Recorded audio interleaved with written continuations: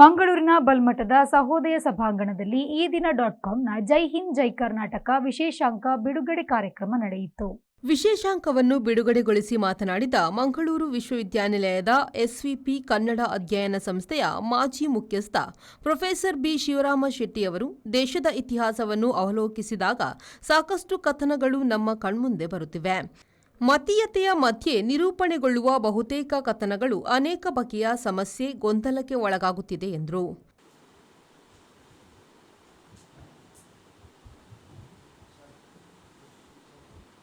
ಗತಕ್ಕೆ ಸಂಬಂಧಪಟ್ಟ ಈ ಕಥನಗಳು ಅದು ವರ್ತಮಾನದಲ್ಲಿ ಮರು ನಿರೂಪಣೆಗೊಳ್ಳುವ ಸಂದರ್ಭದಲ್ಲಿ ಅದು ತಾಳುವ ರೂಪಾಂತರಗಳು ಏನು ಅನ್ನುವ ನೆಲೆಯಲ್ಲೇ ಚರಿತ್ರೆ ಅಂದರೆ ಅದು ಗತಕಥನ ಮಾತ್ರ ಅಲ್ಲ, ಅಥವಾ ಸ್ತಬ್ಧಗೊಂಡ ಒಂದು ಚಿತ್ರನೂ ಅಲ್ಲ. ಅದು ವರ್ತಮಾನದಲ್ಲಿ ಮತ್ತೆ ವರ್ತಮಾನದ ಬೇರೆ ಬೇರೆ ಬಗೆಯ ಆಗುಹೋಗುಗಳಿಗೆ ಅನುಗುಣವಾಗಿ, ವರ್ತಮಾನದ ಹಿತಾಸಕ್ತಿಗಳಿಗೆ ಅನುಗುಣವಾಗಿ ಅವುಗಳು ಮರುನಿರೂಪಿತ ಆಗುವಂಥ ಸಂಗತಿಗಳನ್ನು ನಾವು ಕಾಣುತ್ತೇವೆ. ಸರಕಾರಿ ಪದವಿ ಪೂರ್ವ ಕಾಲೇಜಿನ ಪ್ರಾಂಶುಪಾಲೆ ಡಾಕ್ಟರ್ ಜ್ಯೋತಿ ಚೇಳೈರು ಅವರು ಮಾತನಾಡಿ, ಪ್ರತ್ಯೇಕತೆ, ಮತೀಯವಾದ, ಹಿಂಸಾತ್ಮಕತೆ ಯಾಕೆ ಹುಟ್ಟಿತ್ತು, ಉತ್ತರಗಳನ್ನು ಹುಡುಕುವ ಕೆಲಸ ಈ ಕೃತಿ ಮಾಡುತ್ತಿದೆ ಎಂದರು. ನಮಗೆಲ್ಲ ಸಾಮಾನ್ಯ ಗ್ರಹಿಕೆ ಅಥವಾ ಮತೀಯವಾದದ ಒಂದು ಮುಸುಕು ಆವರಿಸಿಕೊಂಡಂತಹ ಈ ಹೊತ್ತಲ್ಲಿ ಈ ಸತ್ಯಗಳನ್ನು ನಾವು ತಿಳ್ಕೊಳ್ಬೇಕಾದದ್ದು ಬಹಳ ಮುಖ್ಯ ಅನ್ನೋದನ್ನು ನಾವು ಗಮನಿಸ್ಬೇಕು.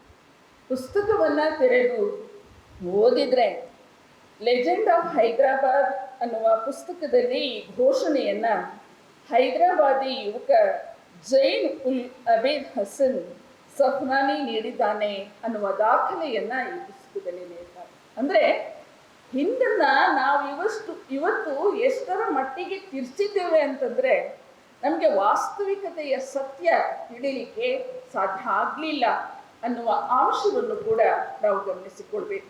ಕರ್ನಾಟಕ ಥಿಯೋಲಾಜಿಕಲ್ ಕಾಲೇಜಿನ ಪ್ರಾಂಶುಪಾಲ reverend father professor doctor H M. Watson ಅವರು ವಿಶೇಷಾಂಕದ ಬಗ್ಗೆ ಮಾತನಾಡಿ, ವಸ್ತುನಿಷ್ಠತೆ ಬಹಳ ಮುಖ್ಯ ಎಂದ ಅವರು, ಈ ದಿನ .comನವರು ಪ್ರಕಟ ಮಾಡುವ ಪುಸ್ತಕಗಳು ಅದು ಪುಸ್ತಕವಾಗಿ ಮಾತ್ರ ಉಳಿಯದೆ ಜನರಿಗೆ ತಲುಪುವಂತಾಗಬೇಕು ಎಂದರು. ಪತ್ರಿಕೋದ್ಯಮ ಮತ್ತು ಇಂತಹ ಬರ ಸಾಹಿತ್ಯದಲ್ಲಿ ಎರಡು ಅಂಶ ಪ್ರಾಮುಖ್ಯ ಎಂಬುದಾಗಿ ನಾನು ಭಾವಿಸ್ತೇನೆ. ಒಂದು ವಸ್ತುನಿಷ್ಠತೆ ಅಂತ ಹೇಳುವಾಗ ಇರುವ ವಿಷಯವನ್ನು ಇದ್ದ ಹಾಗೆ ಹೇಳುವಂಥದ್ದು. ಆದರೆ ಅದು ನ್ಯೂಟ್ರಲ್ ಅಂತ ಇಲ್ಲ ಯಾವುದು ಕೂಡ. ಆದರೆ ಅದು ಒಂದು ನಿರ್ದಿಷ್ಟ ದೃಷ್ಟಿಕೋನದಿಂದ ನಿರೂಪಿಸಲ್ಪಡಬೇಕು. ಅದನ್ನೇ ಪ್ರಾಸ್ತಾವಿಕ ಭಾಷೆಯಲ್ಲಿ ಕೂಡ ಹೇಳಿದ್ದಾರೆ. ನಾವು ಯಾರ ದೃಷ್ಟಿಕೋನದಿಂದ ಚರಿತ್ರೆಯನ್ನು ಬರೀತೇವೆ ಎಂಬುದು ಮುಖ್ಯ. ಪೋಸ್ಟ್ ಕೊಲೋನಿಯಲ್ ರೀಡಿಂಗ್ಸ್ ಅದು ಈಗ ಪ್ರಸ್ತುತ ರೈಟಿಂಗಲ್ಲಿ ಇರುವಂಥದ್ದು. ಅದು ಚರಿತ್ರೆಯನ್ನು ನಾವು ಅವಲೋಕಿಸಲಿಕ್ಕೆ ನಮಗೆ ಒಂದು ಹೊಸ ದೃಷ್ಟಿಕೋನ ಕೊಡ್ತದೆ. ಆದ್ದರಿಂದ ಈ ದಿನ .comನವರು ಸಮಾಜದ ಅಂಚಿನಲ್ಲಿರುವ ಅವರ ದೃಷ್ಟಿಕೋನದಿಂದ ತಮ್ಮ ಸೇವೆಯನ್ನು ಮಾಡುತ್ತಾರೆ ಎಂಬುದಾಗಿ ಅವರು ಹೇಳಿದರು. ಅದು ಬಹಳ ಸಂತೋಷ.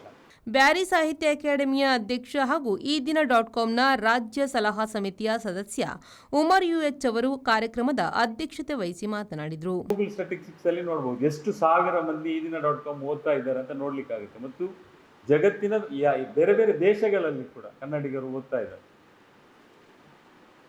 ನಾವು ಈ ದಿನ ಆರಂಭಿಸುವಾಗ ಏನು ನಮ್ಮ ಕನಸಿತ್ತು,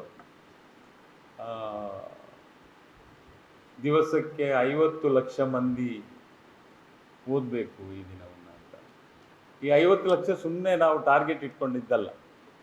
ಕರ್ನಾಟಕದಲ್ಲಿರುವ ಎಲ್ಲ ಕನ್ನಡ ದಿನಪತ್ರಿಕೆಗಳು ಮತ್ತು ಕನ್ನಡ ಸುದ್ದಿ ಮಾಧ್ಯಮಗಳ ನೋಡುವವರ TRP ಅಂತ ಏನು ಹೇಳ್ತಾರೆ, ಅಂದರೆ ನೋಡುಗರ ಸಂಖ್ಯೆ ಮತ್ತು ಮುದ್ರಣ ಮಾಧ್ಯಮ ಓದುವವರ ಸಂಖ್ಯೆ ಒಟ್ಟು ಹಾಕಿದ್ರೆ 50 ಲಕ್ಷ ಆಗುತ್ತೆ.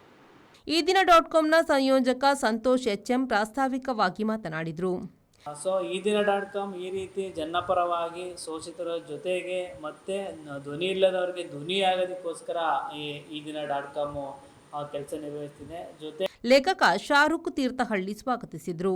ಉಪನ್ಯಾಸಕ ರಾಮಾಂಜಿ ಕಾರ್ಯಕ್ರಮ ನಿರೂಪಿಸಿದರು.